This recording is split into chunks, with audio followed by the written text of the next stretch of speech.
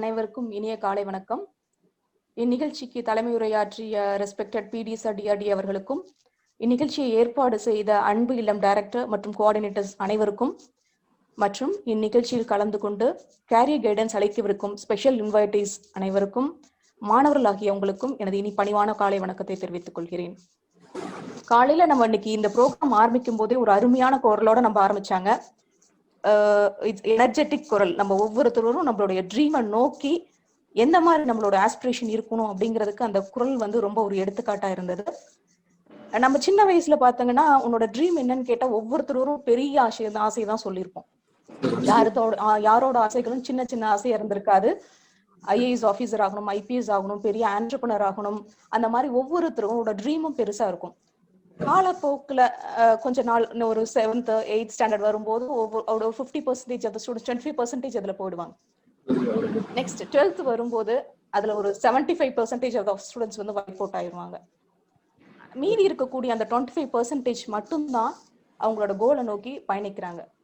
என்ன ரீசன்? அந்த 75% of the students wipe out ஆகிறதுக்கு என்ன ரீசன்?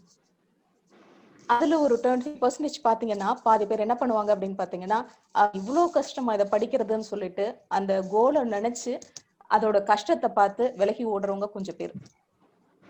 முக்காவாசி பேர் பாத்தீங்க அப்படின்னா என்ன ப்ராப்பரான கைடன்ஸ் இருக்காது.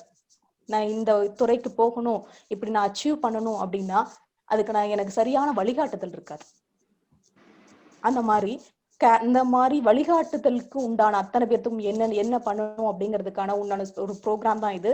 அது இன்னும் ஸ்பெஷல் ப்ரோக்ராம். ஒவ்வொருத்தரும் இதை வந்து ரைட் சாய்ஸ், இதை வந்து கரெக்டான அந்த வழிகாட்டுதலுக்கு தேவைப்படுற ஒவ்வொருத்தருக்கும் இதுதான் ரைட் சாய்ஸ், சரியான இடத்துக்கு வந்திருக்கீங்க. First point. நம்மளுடைய ஆரம்பத்துல நம்மளுடைய இன்னொரு விஷயம் சார் சொன்னாரு. அதே மாதிரி என்னன்னா, நம்மளுடைய நேஷனல் லீடர்ஸ் பாத்தீங்கன்னா ரைட் ஃப்ரம் மகாத்மா காந்தியில இருந்து ஒவ்வொரு நேஷனல் லீடரும் அவங்க இந்த நம்மளுக்கு அந்த ஃப்ரீடம் வாங்கி தர்றதுக்கு அவங்களுக்கு ஒரு முக்கிய காரணம், ஒவ்வொருத்தருக்கிட்டையும் ஒரு யூனிக்கான கேரக்டர் இருக்கு. அது என்னன்னு பாத்தீங்கன்னா அடமன் பிடிவாதம்.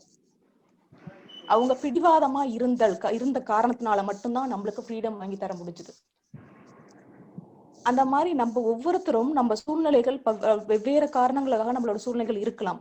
ஆனா நம்மளோட கோலை நோக்கி நம்ம ஒவ்வொருத்தரும் எனக்கு என்ன நடந்தாலும் சரி, எப்பேற்பட்ட சூழ்நிலை வந்தாலும் சரி, நான் என்னோட டார்கெட் அச்சீவ் பண்ணித்தான் ஆவேன் அப்படின்னு ஒரு பிடிவாத குணத்தோட இருந்தோம்னா எல்லாத்தாலையும் முடியாத ஒண்ணு கிடையவே கிடையாது. So I expect each and every one of you to use this platform in the right way. கரெக்டா யூஸ் பண்ணி சரியான உங்களுக்கு துறைக்கு தேர்ந்தெடுத்த கேரியர் கைடன்ஸை ரீச் பண்ணிக்கோங்க. என்னென்ன டவுட்ஸ் இருக்கோ அது எல்லாத்தையும் துறை சார்ந்த வல்லுநர்கள்ட்ட கேட்டு தெரிஞ்சுக்கோங்க. இப்போ எங்களுடைய எம்ப்ளாய்மெண்ட் செக்டர்ல என்னென்ன ஆக்டிவிட்டிஸ் நடக்குது அப்படிங்கிற ஒரு 5 minutes நான் உங்களுக்கு சொல்லிடுறேன். முன்னாடி பாத்தீங்கன்னா நம்ம எம்ப்ளாய்மெண்ட் ஆபீஸ்ல பதிவு பண்ணியிருந்தாங்க அப்படின்னாவே சீனியாரிட்டி பிரகாரம் வேலை கிடைக்கும் அப்படிங்கிறது முன்னாடி இருந்த ஒரு இது. இப்போ 2014க்கு அப்புறம் பாத்தீங்கன்னா அந்த சூழ்நிலை கம்ப்ளீட்டா மாறிடுச்சு. ஐ திங்க் நிறைய பேருக்கு தெரிஞ்சிருக்கும். எல்லாமே வந்து open competition. Group C and group டிக்கு மட்டும்தான் நம்ம சீனியாரிட்டி பிரகாரம் கொடுப்போம். பட் ஸ்டில் அதுலயுமே நியூஸ் பேப்பர் ஆட் கொடுத்து அத்தனை நபர்களும் அப்ளை பண்ணிட்டு ஒரு ஓப்பனா ஒரு காம்படிஷன் நடத்தி தான் எடுக்குது. ஸோ எம்ப்ளாய்மெண்ட் ஆஃபீஸ்ல நம்ம என்ன பண்றோம் அப்படின்னு பாத்தீங்கன்னா, இப்போ கவர்மெண்ட் செக்டருக்கு போகணும் அப்படின்னாவே காம்படிட்டிவ் எக்ஸாம்ஸ் எழுதணும் அப்படிங்கிறது முடிவாயிடுச்சு. அதனால காம்படிட்டிவ் எக்ஸாம்ஸ்க்கு உண்டான அனைத்து கோச்சிங் கிளாஸஸும் நம்மளுடைய எம்ப்ளாய்மெண்ட் ஆஃபீஸ்ல நடக்குது. இப்போ கோவிட் சிச்சுவேஷன்ங்கிற காரணமாக இது வந்து ஜூம் வேயா நடந்துகிட்டு இருக்கு. டிஎன்பிசி அண்ட் பிசிக்கு கோச்சிங் கிளாஸஸ் போயிட்டு இருக்கு. இது வந்து கவர்மெண்ட் செக்டர் அப்படிங்கறதுனால ஏனோ தானோ போகும் அப்படின்னு யாரும் நினைக்க வேண்டாம். ஏன்னா ஒரு ரெப்யூட்டட் இன்ஸ்டிடியூட்ல எப்படி நடக்குதோ அதே மாதிரிதான் இங்கேயும் கோச்சிங் கிளாஸ் நடந்துட்டு இருக்கு. வெல்வர்ஸ்ட் ஃபேக்கல்டிஸ் வீக்லி ஒன்ஸ் டெஸ்ட் நடக்குது. இப்போ ரீசெண்டா பாத்தீங்கன்னா நம்ம குரூப் 2 இன்டர்வியூ போஸ்ட்ல 4 கேண்டிடேட்ஸ் போயிருக்காங்க, குரூப் 4ல 7 கேண்டிடேட்ஸ் போயிருக்காங்க, அண்ட் போலீஸ் கான்ஸ்டபிள்ல கிட்டத்தட்ட 18 கேண்டிடேட்ஸ் போயிருக்காங்க. ஸோ இந்த ஆப்பர்ச்சுனிட்டி நீங்க யூஸ் பண்ணிக்கோங்க. யாராவது கோச்சிங் கிளாஸஸ்ல ஜாயின் பண்ணணும்னு விருப்பம் எம்ப்ளாய்மெண்ட் ஆஃபீஸ்ல சேர்ந்துக்கோங்க. பட் எம்ப்ளாய்மெண்ட் ஆஃபீஸ்ல இருக்கக்கூடிய you can join through this online பிளாட்ஃபார்ம்ல ஜாயின் பண்ணிக்கலாம். இன்னொரு விஷயம் என்னன்னா, இல்ல எனக்கு வந்து நான் ஒர்க் போயிட்டு இருக்கேன், என்னோட கோச்சிங் கிளாஸஸ் அட்டன் பண்றதுக்கு எனக்கு டைம் இல்ல, எனக்கு மெட்டீரியல்ஸ் இருந்தா போதும் நான் படிச்சுக்குவேன் அப்படின்னு சொல்றவங்க தமிழ்நாடு கேரியர் சர்வீசஸ் அப்படிங்கிற போர்ட்டல்ல you can register yourself. Tamil Nadu career services அப்படிங்கிற போர்ட்டல்ல நீங்க ரெஜிஸ்டர் பண்ணிக்கோங்க. அந்த போர்ட்டல்ல எல்லா போட்டித் தேர்வுகளுக்கு உண்டான மெட்டீரியல்ஸும் அதுல இருக்கு. அது துறை சார்ந்த வல்லுநர்களால் அதை வந்து ப்ரிப்பேர் பண்ணி போஸ்ட் பண்ணப்பட்டிருக்கு. நெக்ஸ்ட் திங், இல்ல இன்னைக்கு வந்து நான் வந்து என்னுடைய குடும்ப சூழ்நிலை காரணமாக நான் பிரைவேட் ஜாப், ஏதோ ஒரு பிரைவேட் ஜாப் கிடைச்சா போதும், ஆனா எனக்கு படிப்புக்கு ஏத்த பிரைவேட் ஜாப் எங்க இருக்குன்னு என்னால கண்டுபிடிக்க முடியல அப்படின்னு நினைக்கிறவங்க, முன்னாடி பாத்தீங்கன்னா ஃப்ரைடே நம்மள எம்ப்ளாய்மெண்ட் ஆஃபீஸ்ல ஜாப் ஃபேர் நடக்கும். இப்ப கோவிட் சுச்சுவேஷன் காரணமாக எங்கேயுமே ஜாப் ஃபேர் நடக்கல.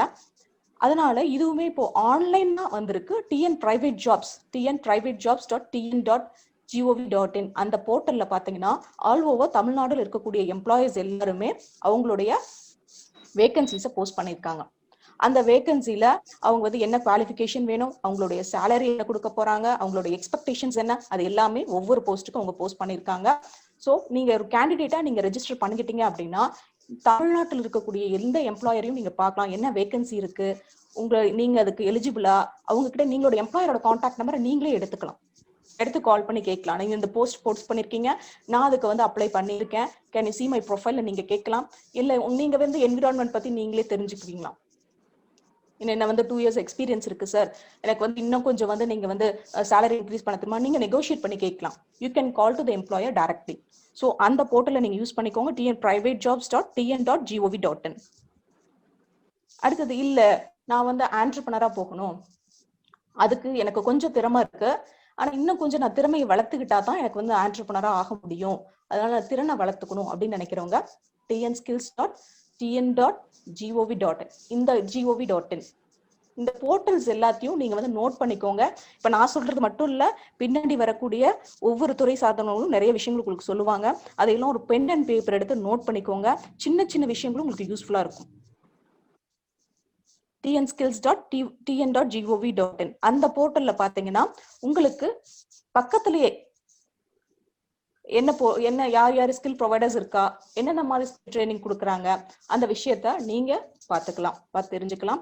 அடுத்தது, நான் ஸ்கில் ட்ரைனிங் முடிச்சுட்டேன், நான் வந்து ஒரு செல்ஃப் எம்ப்ளாய்மெண்ட் நான் பண்ணணும், நான் லோனுக்கு என்ன பண்றது அப்படிங்கிற விஷயத்த டிக் சார் உங்களுக்கு சொல்லுவாங்க, டிக் எம்டி சார் உங்களுக்கு சொல்லுவாங்க. நெக்ஸ்ட் பாத்தீங்கன்னா நம்ம கிட்ட வந்து அன்எம்ப்ளாய்மெண்ட் அசிஸ்டன்ஸ், அதாவது வேலை வாய்ப்பு துறையில பதிவு பண்ணிட்டேன், நான் இப்போ கரண்டா வேலையில் இல்லை, எனக்கு ஒரு சப்போர்ட் வேணும், ஃபினான்ஷியல் சப்போர்ட் வேணும் அப்படிங்கிறவங்களுக்கு நம்மளுக்கு வந்து இப்போ பதிவு பண்ணி 5 வருடங்கள் ஆயிருந்தா அன்எம்ப்ளாய்மெண்ட் அசிஸ்டன்ஸ் கொடுத்துட்டு இருக்கோம். Based on the qualifications 10th pass of fail, 12th pass of fail, degree. அப்போ ஒவ்வொரு துறைக்கும் ஒவ்வொரு குவாலிஃபிகேஷன்ஸ்க்கும் ஒவ்வொரு அமௌண்ட் ஃபிக்ஸ் பண்ணிருக்கு. அதே மாதிரி பிஹெச் கேண்டிடேட்ஸா இருந்தா அவங்க பதிவு பண்ணி 1 வருஷம் ஆயிருந்தா போதும், அவங்க அன்எம்ப்ளாய்மெண்ட் அசிஸ்டன்ஸ்க்கு eligible. So I expect each and every one of you to use this opportunity. And sir, thanks for the opportunity, sir.